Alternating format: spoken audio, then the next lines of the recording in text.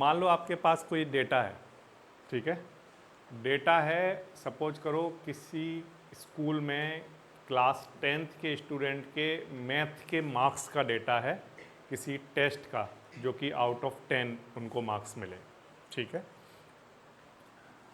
तो वो डेटा कुछ इस तरह से था।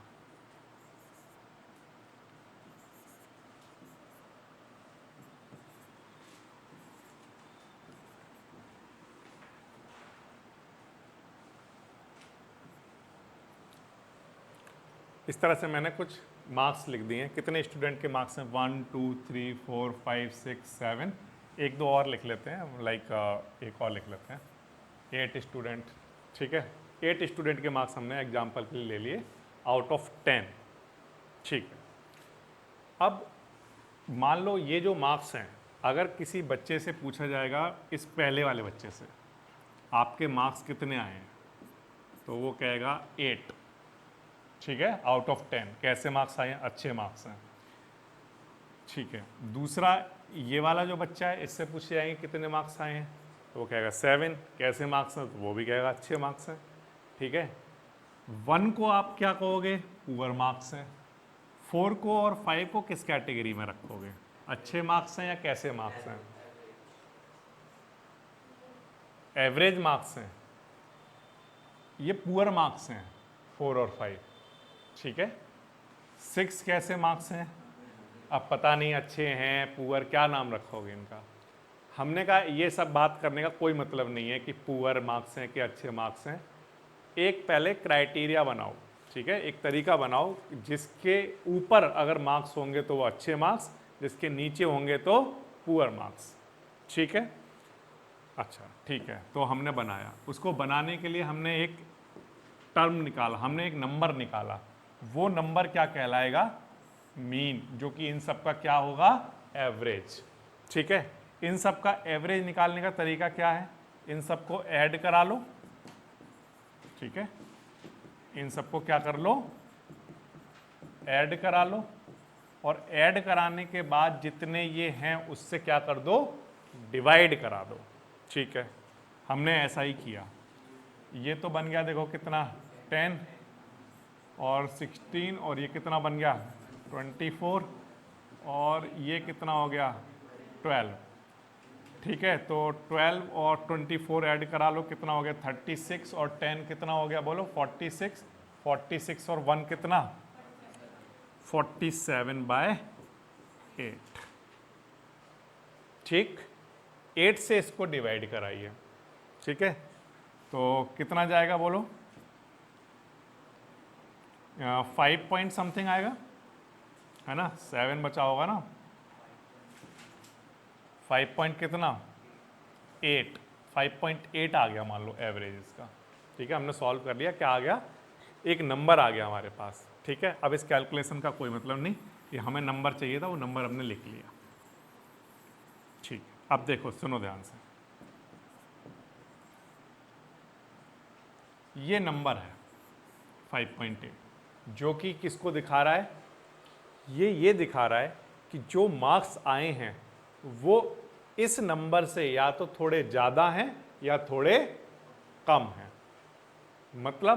मतलब ये कि मीन, मीडियन, मोड, चाहे किसी की भी बात हो रही हो, वो किसी भी डेटा की सेंट्रल टेंडेंसी को दिखाते हैं। इनको हम क्या कहते हैं? Central tendency. तो अगर कोई आपसे पूछे कि मीन क्या होता है, तो आप सिंपल आंसर दो, मीन होता है किसी भी गिवन डेटा की सेंट्रल टेंडेंसी। ये मत कहा करो मीन एवरेज होता है, मीन और एवरेज तो एक ही बात है, वो तो उनके दो नाम हैं। अगर कोई पूछे मोड क्या है, तो आप कहोगे मोड क्या है? गिवन डेटा की सेंट्रल टेंडेंसी। मतलब इस बात का मतलब ये है, सेंट्रल टेंडेंसी का मतलब ये है कि जो भी गिवन डेटा है वो इस सेंट्रल टेंडेंसी के आसपास ही घूम रहा है, यानी कि या तो इससे थोड़ा ज़्यादा होगा या इससे थोड़ा कम, ठीक है। इतनी बात समझ में आ गई? तो ठीक है सर, सेंट्रल टेंडेंसी अगर मीन है तो फिर मीडियन की क्या ज़रूरत है, फिर मोड की क्या ज़रूरत है? एक ही सेंट्रल टेंडेंसी काफ़ी है ना। लेकिन नहीं है काफ़ी। सोचो उस बच्चे के बारे में जिसका मान लो ये जो मार्क्स आए थे, इन मार्क्स में एवरेज था 5.8, ठीक है। तो अगर मान लो आपसे पूछा जाए, टीचर से पूछा जाएगा कि बच्चों के कैसे मार्क्स आए, तो आप कहोगे एवरेज 5.8 आया, तो ये वाला बच्चा तो बहुत खुश होगा, आया ना, उसका मार्क्स 1 आया था और टीचर ने क्या बोला, एवरेज कितना है 5.8, यानी कि जो सुनेगा उसको क्या बात समझ में आएगी कि 5.8 यानी लगभग 6 ही हो गया 5.8, तो यानी 6 के आसपास मार्क्स आए हैं, तो 1 वाला तो बहुत खुश हो जाएगा कि सर ने बोला 6 के आसपास मार्क्स आए हैं सबके। यही तो मीनिंग हुआ इसका सेंट्रल टेंडेंसी का। लेकिन जिसके 8 मार्क्स आए हैं वो दुखी हो जाएगा, वो कहेगा मेरे मार्क्स तो 8 थे, लेकिन सर ने बोला कि सबके मार्क्स किसके पास पास आए हैं, 5.8 के आसपास, 6 के आसपास, है ना। तो अगर मान लो किसी और बच्चे के 10 भी आए होते इसी डेटा में, तो वो तो कहता कि ये तो फेयर नहीं है मेरे साथ। तो इसका मतलब मीन जो है वो ऐसी सेंट्रल टेंडेंसी नहीं है जो किसी भी डेटा के लिए परफेक्ट हो, तो इसका मतलब हमें दूसरी सेंट्रल टेंडेंसी की जरूरत पड़ेगी। ये बात आ गई आपको समझ में कि मीडियन क्यों बनाया गया, क्योंकि मीन हमेशा एक्यूरेट सेंट्रल टेंडेंसी नहीं दे सकता डेटा का, कई बार दे भी सकता है, कई बार नहीं भी दे सकता है। इतनी बात आ गई आपको समझ में। लेकिन मीडियन भी जब आप पढ़ोगे तो मीडियन भी सेंट्रल टेंडेंसी देगा, तो वो भी कोई एक ऐसा ही नंबर दे देगा जिससे सब खुश रहे, ठीक है। और कई बार ऐसा भी होगा कि मीडियन नहीं दे पाएगा, क्योंकि ये डेटा इतना ज़्यादा डिस्ट्रीब्यूटेड है, 1 से लेकर 8 तक डिस्ट्रीब्यूट है, तो इसमें सबको खुश कर पाना पॉसिबल नहीं है, तो फिर कुछ और नंबर होगा। तो अब मान लो मोड की बात करें, तो मोड जो होता है वो मोस्ट फ्रिक्वेंट जो नंबर होता है वो उस डेटा का क्या कहलाता है, मोड कहलाता है। जैसे एग्जांपल के लिए इस डेटा में जो सबसे ज़्यादा फ्रिक्वेंट है वो कौन है, 8, तो इसका जो मोड हुआ वो क्या हुआ, 8।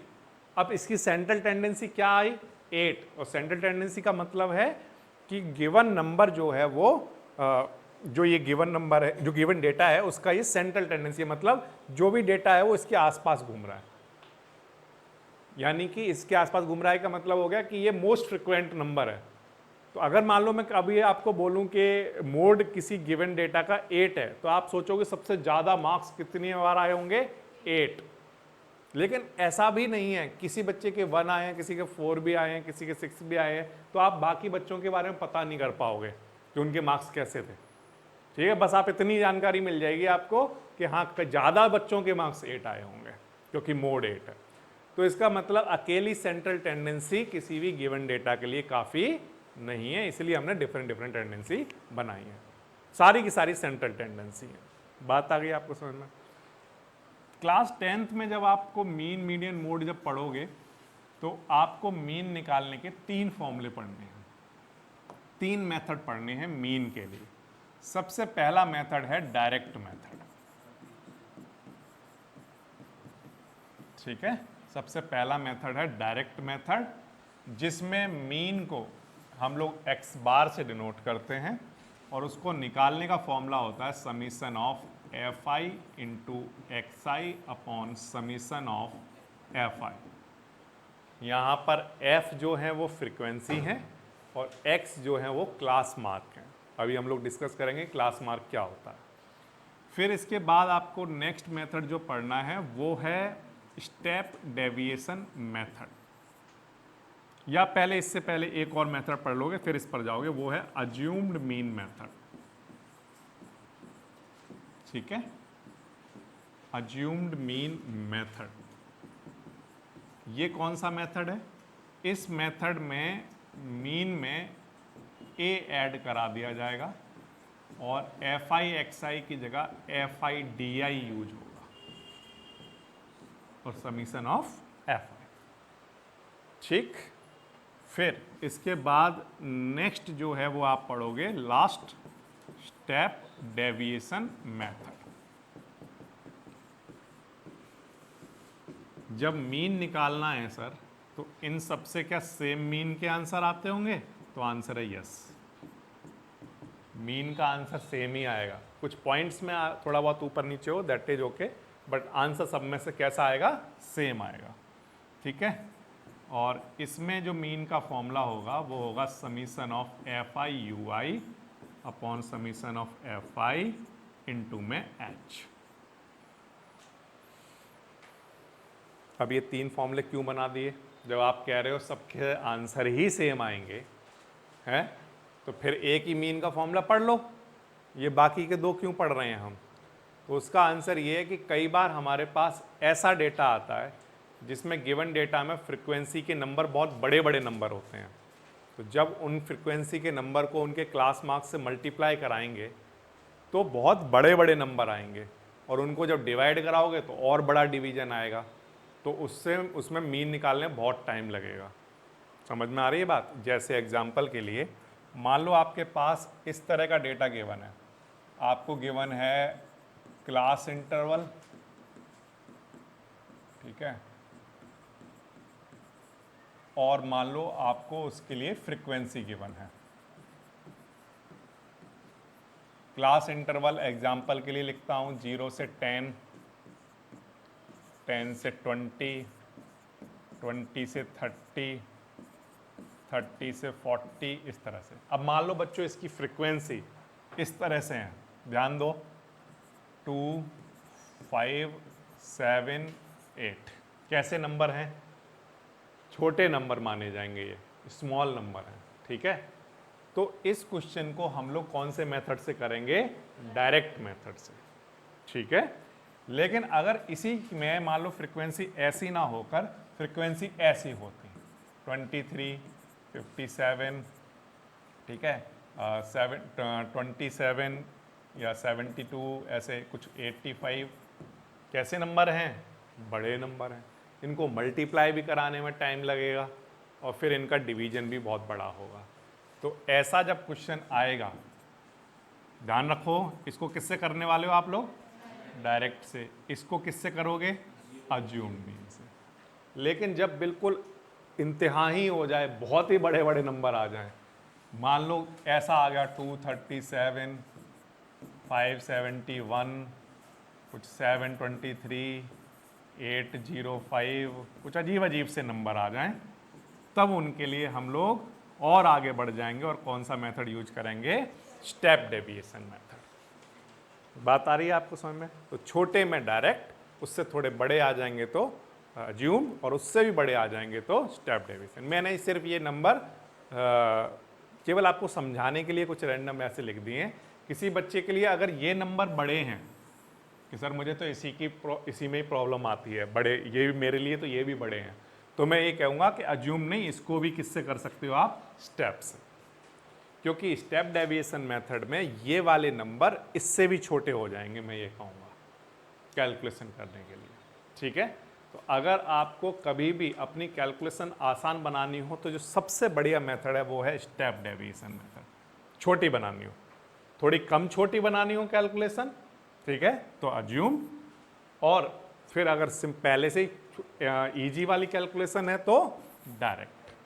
पर्पस समझ में आ गया तीनों का कि क्यों बनाए गए तीन फॉर्मूले? मीन निकालने के लिए सबसे पहला मेथड आपको पढ़ना है डायरेक्ट मेथड।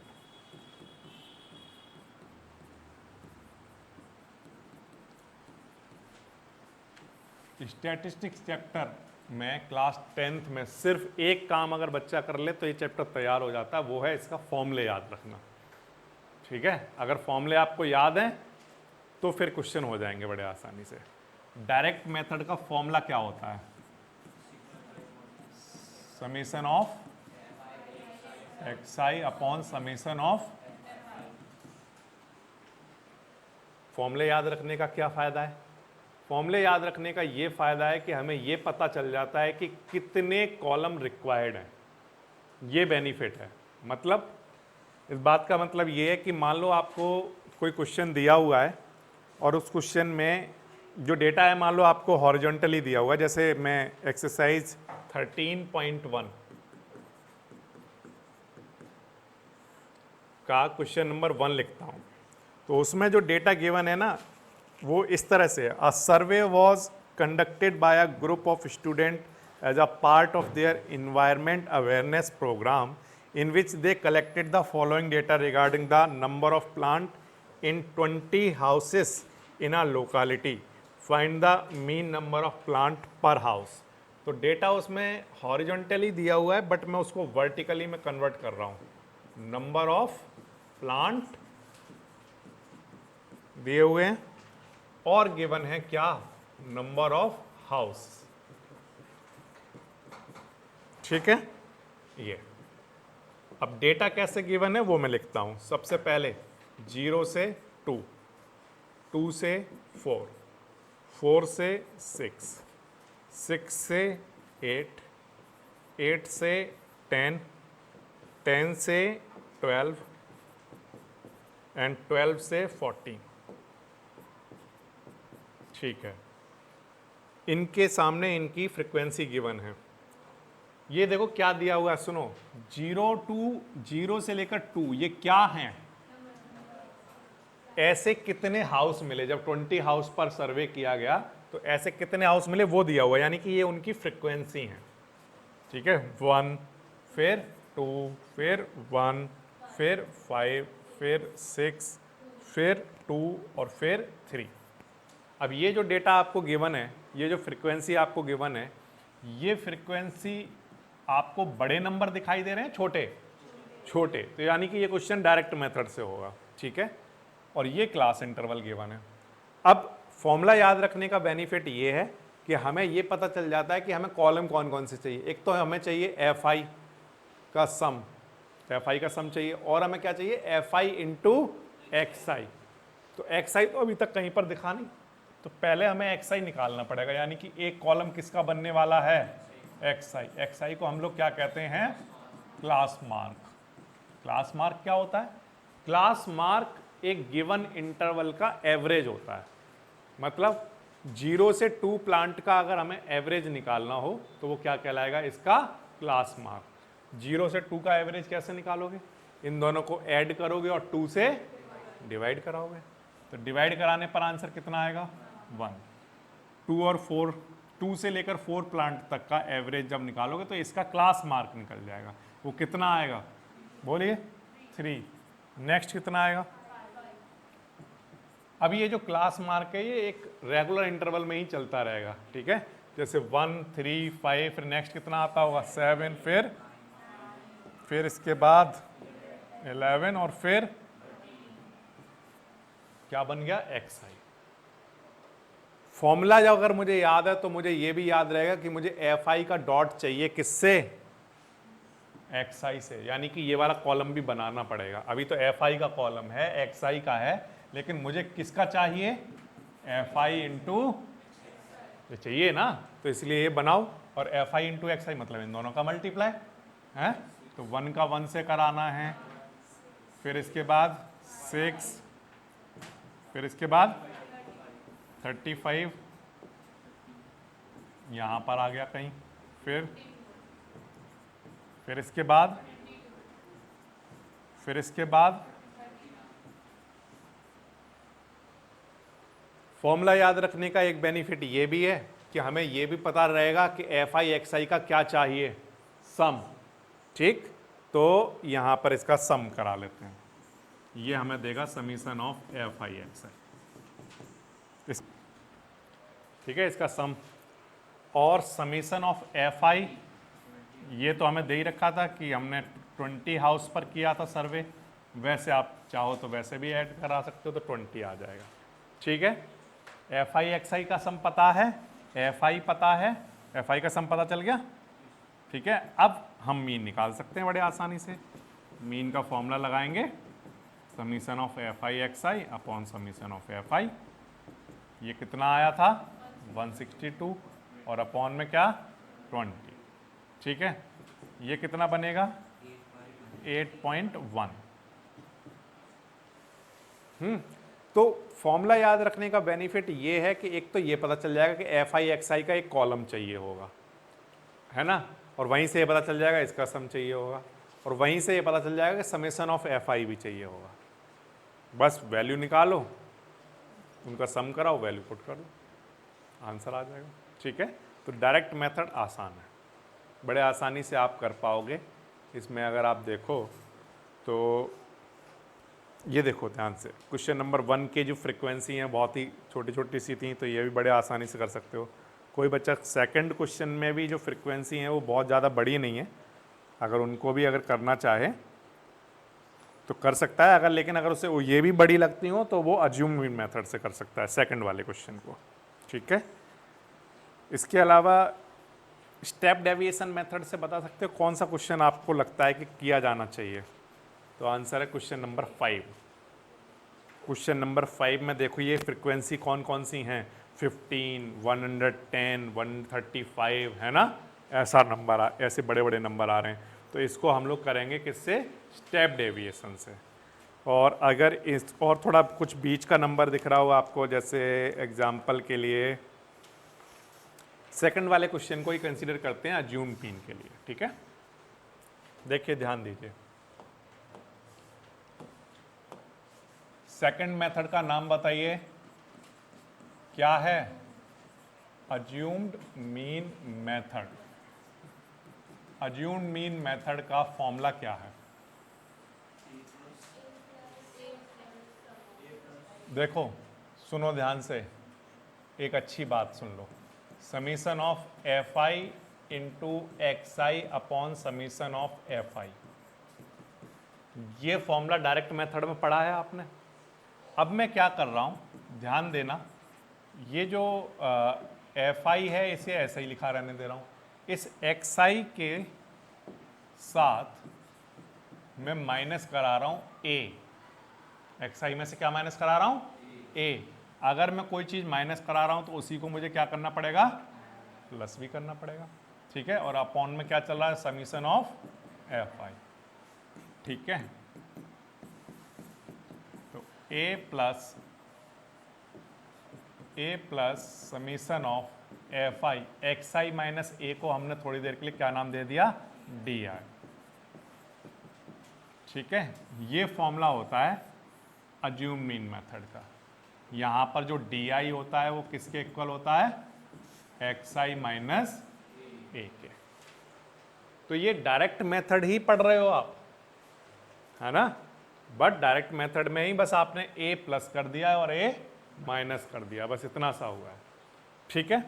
तो ये बात ध्यान रखना कि आप कोई नई चीज़ नहीं पढ़ने जा रहे हो, बस चीज़ों को छोटा कर रहे हो। फ्रीक्वेंसी को छोटा करने के लिए आपने ये फॉर्मूला बनाया। तो अज्यूम मीन मेथड का फॉर्मूला है A plus summation of F I D I upon में क्या बोलो? समीशन ऑफ एफ आई, और यहाँ पर जो डी आई है वो किसके इक्वल है? एक्स आई माइनस ए के। तो मैं एक क्वेश्चन कंसीडर कर रहा हूँ, क्वेश्चन नंबर 2, 13.1 वाली एक्सरसाइज का। क्या क्वेश्चन है? Consider the following distribution of daily wages of 50 worker of a factory. क्या क्या गिवन है? क्लास इंटरवल क्या क्या? 100 से 200 से 120, ठीक है? 120 से 140, 140 से 160, 160 से 180, 180 से 200,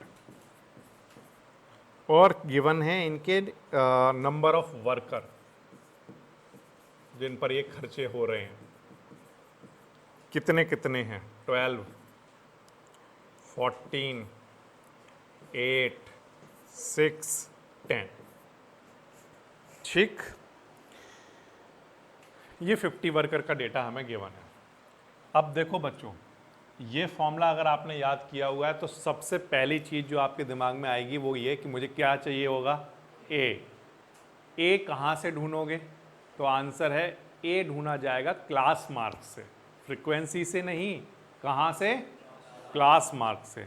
तो पहले क्लास मार्क की ज़रूरत पड़ेगी, क्योंकि आपको पता है डी आई के लिए किसकी ज़रूरत पड़ने वाली है? एक्स आई की। तो पहले क्लास मार्क निकालो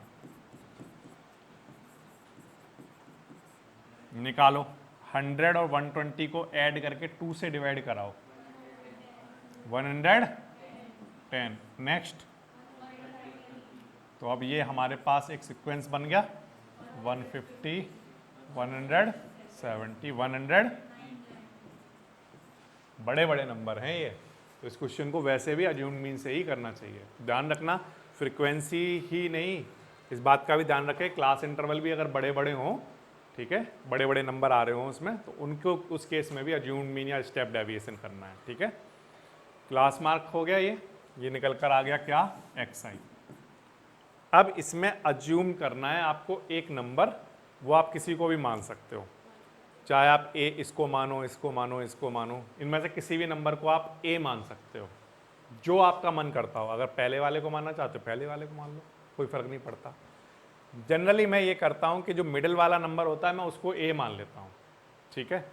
तो मिडिल वाला नंबर यहाँ पर कौन सा मिल रहा है, 150, दो ऊपर से छोड़ दो, दो नीचे से छोड़ दो, ये वाला ए हो गया, ठीक है। और अगर मान लो सर इवन नंबर हुए तो यहाँ तो 5 हैं तो आपने बीच वाले को मान लिया, और अगर 6 होते तो 6 होते तो दो ऊपर से छोड़ देते, दो नीचे छोड़ देते तो 4, और कौन कौन से नंबर बच जाते आपके पास, 6 होते तो आपके पास 4th बच जाता और 5th वाला, दो बच जाते। आप उनमें से किसी को भी ले लो, उससे कोई फर्क नहीं पड़ता है। आप ये समझ लो यहाँ पर भी आप जरूरी नहीं है 150 लेकर चलो ज्यूमी, आप इसको इसको इसको किसी को भी ले सकते हो, ठीक है। तो मैं जनरली मिडिल वाले को लेता हूँ। तो इवन वाले केस में भी मैंने आपको बता दिया, इवन जब हो तो भी आप मिडिल में दो नंबर होंगे, उनमें से किसी को भी ले लो, ठीक है। अच्छा, ये हो गया ए पता चल गया। अब बताओ नेक्स्ट किसकी जरूरत है, डी आई निकालो। कैसे निकालोगे, एक्स आई माइनस ए, यानी जितने भी ये एक्स आई उन सब में से ए माइनस करा दो। यानी इन सब में से क्या माइनस करना है हमें, 150। तो 110 में से 150 माइनस कराओगे तो कितना, माइनस का 40। यहाँ पर, यहाँ पर, यहाँ पर, यहाँ पर, देखा आपने कितने छोटे छोटे से नंबर बचे हैं। अब ये नंबर कितना बड़ा बड़ा था, अब यही क्या कर दिया इसने, छोटा कर दिया। अब आपको किसकी जरूरत है, फॉर्मूले को देखो, F I into D I. ध्यान रखना फॉर्मूला ही बताता है क्या क्या इसकी जरूरत पड़ेगी आपको। क्या है, F I into D I. अब आप एफ आई और डी आई के मल्टीप्लाई कराइए, कितना आएगा, माइनस का, अब इन दोनों का मल्टीप्लाई कराइए, माइनस का 280, इसका मल्टीप्लाई इससे करा दो, कितना आ गया, 0 आ गया। इसका मल्टीप्लाई इससे करा दो, कितना आ गया, और इसका मल्टीप्लाई इससे करा दो, कितना आ गया, 400। इन नंबर्स के सामने यहाँ फ्रीक्वेंसी वाले नंबर बड़े भी लिखे हों तब भी बड़े आसानी से आप मल्टीप्लाई करा पा रहे हो, ठीक है। आपका टाइम सेव हो रहा है, ठीक है। अब इसके बाद बच्चों अब हमें और क्या चाहिए, देखो इस फॉर्मूले में हमें चाहिए summation of F I D आई का सम चाहिए। बताओ एफ आई डी आई का सम कैसे निकालोगे। तो बहुत ही आसान है, एक काम सुन लो, पहले ध्यान से समझ लो। पहले इन दोनों को ऐड कराओगे, ऐसा नहीं सबको ऐड करा दो, पहले इन दोनों को ऐड करा लो, ठीक है। इन दोनों को ऐड कराओगे तो कितना आ रहा होगा, 760 आ रहा होगा। ये कैसा, माइनस का। इन दोनों को भी ऐड करा लो, कितना आ रहा होगा, 520। देखो यही बन रहा है ना। तो ध्यान रखोगे, क्या बात ध्यान रखनी है, वहां पर तो माइनस आ जाएगा बट मीन के आंसर में कभी भी माइनस नहीं आएगा, ठीक है। एक्सरसाइज 13.1 में जो क्वेश्चन नंबर 3 है उसमें आपको पहले से गिवन है मीन। क्वेश्चन नंबर 1 और 2 में तो आपने मीन निकाला, लेकिन क्वेश्चन नंबर 3 में मीन पहले से गिवन है और आपको एक फ्रीक्वेंसी मिसिंग है, उस फ्रीक्वेंसी को आपको निकाल कर देना है, एफ की वैल्यू, ठीक है। देखो कैसे निकालेंगे, बहुत आसान है। हम लोग क्या करेंगे, मीन निकालने के लिए डायरेक्ट मेथड का यूज करेंगे। डायरेक्ट मेथड के केस में यहाँ पर मेरे पास फ्रीक्वेंसी तो है, एफ आई तो है, अब मुझे क्लास मार्क और चाहिए होगा, क्लास मार्क, जिससे कि मुझे क्या पता चल जाएगा, एक्स आई। क्लास मार्क निकालने के लिए हमारा जो इंटरवल है उसकी लोअर लिमिट और अपर लिमिट को हम लोग क्या करेंगे, ऐड, और उसको 2 से डिवाइड करा देंगे। तो 11 और 13 अगर ऐड करूं तो 24 आएगा, 24 को 2 से डिवाइड कराऊंगा तो यहां पर कितना आ जाएगा, 12, ठीक है। सिमिलरली 13 और 15 को अगर मैं ऐड कराऊंगा तो 28 आएगा, 28 को 2 से डिवाइड कराऊंगा तो 14 आएगा। अब यहाँ से मुझे पता चल गया कि 2 के गैप पर से सब चलने वाला है, तो यहाँ पर लिख देता हूँ 16, फिर इसके आगे लिख देता हूँ 18, फिर इसके आगे 20, फिर 22 और फिर 24। ये आपने मुझे क्लास मार्क निकाल कर दिखा दिया। अब मेरे पास एफ आई है, एक्स आई है, तो डायरेक्ट मेथड के केस में एक और चीज है जो मुझे चाहिए होगी, वो है एफ आई इंटू एक्स आई बनेगा 84। नेक्स्ट नेक्स्ट 84, नेक्स्ट बोलिए 144 234 20F 110 96। ठीक है, ये आपने मुझे बता दिया। अब बिल्कुल आसान है, हम जानते हैं कि जो मीन का फॉर्मूला है मीन निकालने का, वो होता है sum of F I X I upon sum of F I. अब एफ आई एक्स आई तो आपने निकाल लिया, इन दोनों नंबर का मल्टीप्लाई कराकर लिखते गए वहां पर और ये आता गया। ध्यान रखेंगे f का मल्टीप्लाई 20 में कराएंगे तो 20f आएगा। और एक और बात का आपको विशेष ध्यान रखना है, स्पेशल ध्यान रखना है, वो ये कि जब आप इन नंबर को ऐड कराओगे तो नंबर्स जहां पर लिखे हुए हैं वो तो सब ऐड हो जाएंगे, बट इस तरह का जो नंबर आएगा f वाला वो ऐड नहीं करना, वो प्लस में ले जाकर लिख देना है उसके साथ। मतलब ये कि जैसे आप इनको ऐड करा रहे हो, तो आप जैसे इनको ऐड कराया 7 और 6 कितना 13 ये कितना बन रहा है टोटल 44। जैसे 7 और 6 13 और 9 कितना बनेगा बोलो 22 और 13 कितना बनेगा 35 और 9 कितना बोलो 44। तो मैंने नंबर सारे ऐड कर लिए और अब प्लस में लिख दे रहा हूं क्या f, ये निकल कर आ गया समीशन ऑफ एफ आई। इसी तरह से जिस तरह से आपने इधर ऐड किया था, आप इधर भी सारे नंबर ऐड कराओगे ये, और प्लस में क्या लिख दोगे 20f। आगे क्या बनेगा बच्चों 752 बन रहा है, ठीक है 752। ये बाकी के नंबर ऐड किए गए और प्लस में क्या चल रहा है 20f। कर पाओगे इतना तो कुछ खास नहीं है, फिर कुछ भी नहीं करना है, बस आपको वैल्यू पुट करनी है और आपके आंसर सामने आने चाहिए। तो मीन ये तो आपने मुझे क्वेश्चन में ही बता दिया था 80। Summation of F I X I आसान है, ये हमने निकाल लिया था 752 प्लस 20f। और अपॉन में समीशन ऑफ एफ आई ये आपने मुझे यहाँ करके दिखा दिया था 44 प्लस f। ठीक, अब इसके बाद कैलकुलेशन करने के लिए आप इस क्वांटिटी को 18 के पास मल्टीप्लाई में ले आना। ठीक है, मतलब मैं ये कह रहा हूं कि 18 का मल्टीप्लाई होगा 44 प्लस f में, और इधर चल रहा होगा कितना 752 प्लस 20f। इनका मल्टीप्लाई कराकर बताओ 792 प्लस 18 का f में 18f, 752 ऐसे ही ठीक है, 20f ऐसे ही ठीक है। ये 18f उधर जाकर माइनस हुआ होगा तो कितना 2f, और ये इधर माइनस कराया तो कितना आया 40, तो 2 से हमने डिवाइड करा दिया, तो ये आपकी जो मिसिंग फ्रीक्वेंसी थी ये आपके सामने निकल कर आ गई। ठीक है, क्या करेंगे, बिल्कुल आसान सा काम है।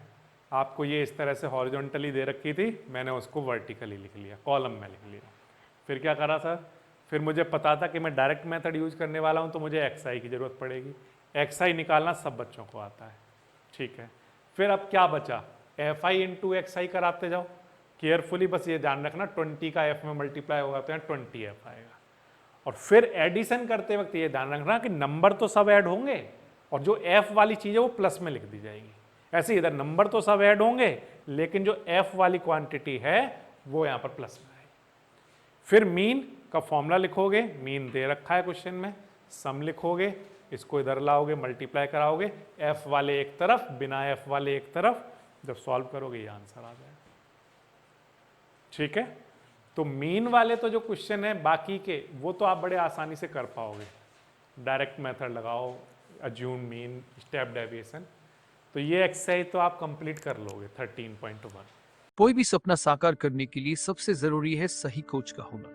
चुनिए जीएस क्लासेस को और करें अपने बोर्ड एंड जेईई का सपना साकार। Download the app now.